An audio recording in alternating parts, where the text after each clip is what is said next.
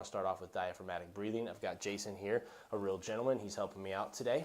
And with diaphragmatic breathing, what we want to think about is that we're not breathing hard and it's not a forceful breath. It's more of a guided breath. And when we think about diaphragmatic breathing, we're really breathing only into our belly. And this is where we need to be really mindful about not letting our chest, that apical inhaler, do the work for us. And so initially it's usually pretty tough to kind of get that shift to happen. Once we dial it in, it gets easier. And then once you get that dialed in, laying on your back, we'll talk about doing it in sitting. We'll talk about doing it in standing. So with diaphragmatic breathing, usually what I like to do is take one hand, put it on my belly, kind of right below your ribs. The other hands go up on your chest.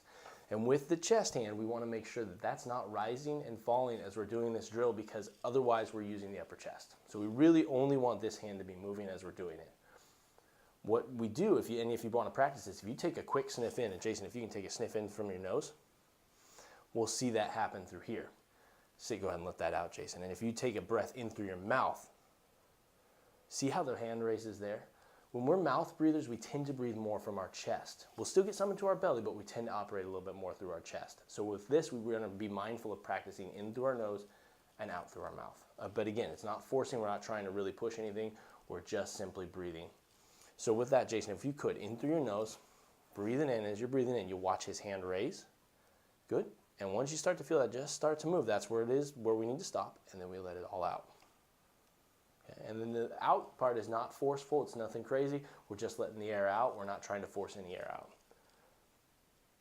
And so the hand is actually giving some feedback about where the body is in space too, so it makes it easier for someone to breathe into something if you have a target. And so if we actually, one thing that I like to do rather than use the hand, if you use like a belt or a pillowcase or even like a band, you can go ahead and grab that.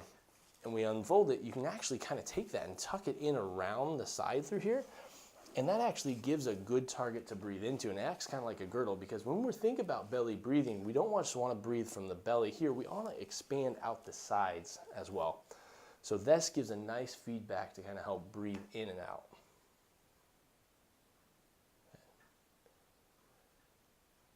And one of those things that when you're doing this through here, once you get it nailed in laying down, we got to start practicing with gravity, because gravity changes everything. So let's go ahead and sit on up now. You can still use the feedback with that, and you can kind of just hold it through there. And the same process is happening. You just, again, really want to be mindful. We're not taking any air from here, and we're just in through our nose, out through our mouth, breathing into the belly. One thing that I would ask Jason not to do is, as you breathe in, you'll notice he's arching just a little bit. That's a compensation pattern. So as you breathe in, that belly comes out, but we don't do it by arching through our back. That gets a little more difficult, doesn't it? A little bit. Yeah. Perfect. And so that's why gravity adding makes it a little more difficult.